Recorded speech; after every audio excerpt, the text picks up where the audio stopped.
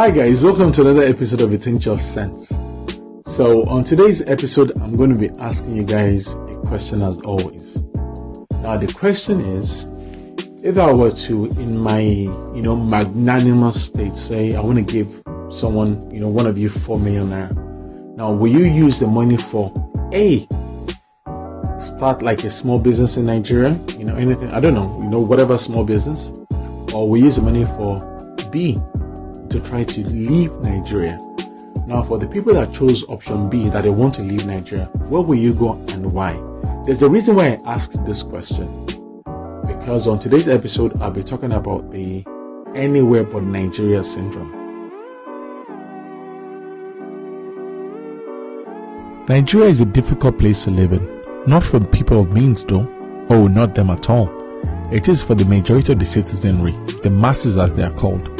Despite an abundance of natural and human resources, Nigeria is still classified as a developing country in which an extremely high number of its citizens live in extreme poverty. Whatever is being done to lift citizens out of poverty most definitely isn't enough. The merits of the policies or lack thereof being implemented at the federal and state levels can be reviewed and discussed in detail in a different episode.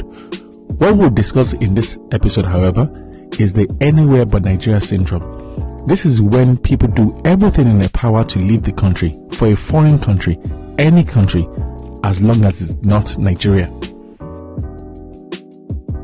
Quite often, people with this syndrome swap what might be a middling existence in Nigeria for one not much better, say the presence of the basic necessities of life, depending on the country they choose to go to or find themselves in. Some people even end up in conditions worse than the ones they were trying to escape.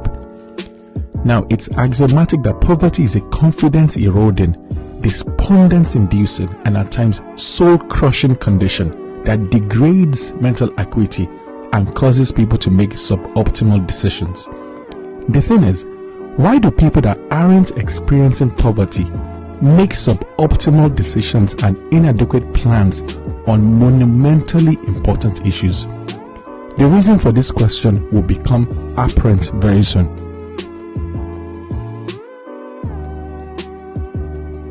I once read about someone that wanted to leave Nigeria so badly that he raised 4 million naira to go somewhere, anywhere but Nigeria.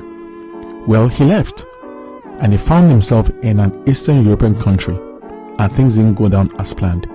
When he was down to his last $100 and facing the bleak, harsh, unrelenting bitterness of winter, he decided to go back home to Nigeria.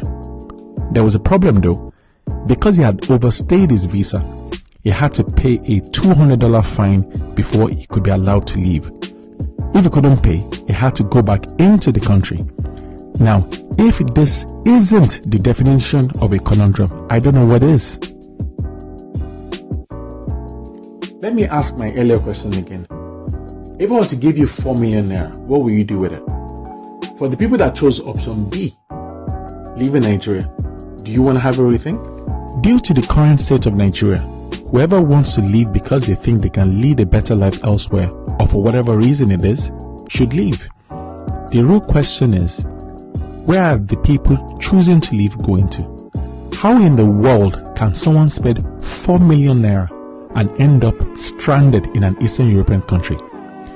Can someone that's able to raise 4 million be classified as a desperate person experiencing extreme and abject poverty? Can people that don't know where their next meal will come from, people that don't have 50 naira to their names, make plans to leave the country regardless of how desperate they are? Won't this person have been better off using the 4 million naira to start a small business in Nigeria? Fish farming, small-scale agriculture, or some other business that doesn't require a lot of investment? Well, I guess this is the proverbial 4 million naira question. Now, I'm not saying people shouldn't relocate to cold Eastern European countries. Not at all.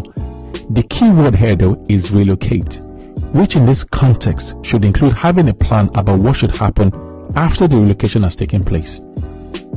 Having a plan doesn't necessarily mean everything will go well, but it should at least reduce the probability of things going wrong.